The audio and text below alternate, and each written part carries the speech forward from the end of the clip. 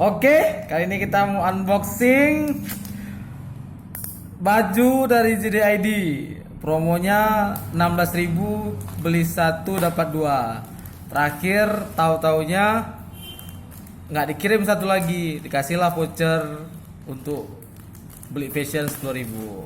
Nah, kita unboxing gimana isinya. Aduh.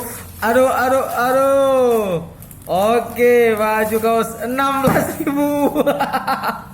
Ya, bisa dilihat berapa totalnya. Nah, ini totalnya cuma ya 16.000. Ya, diskonnya 8.000. Nah, gimana? Ini cocok nih untuk jalan-jalan nih. Rupanya bukan V-neck, rupanya U-neck. Ya. Kalau dari kainnya sih ya lumayan agak bagus dikit lah. Ya, bisa lah untuk sensoring kopi.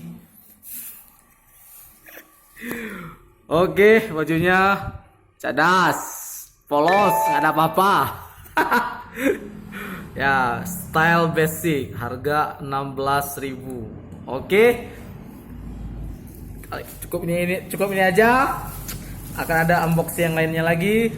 Terima kasih JD ID.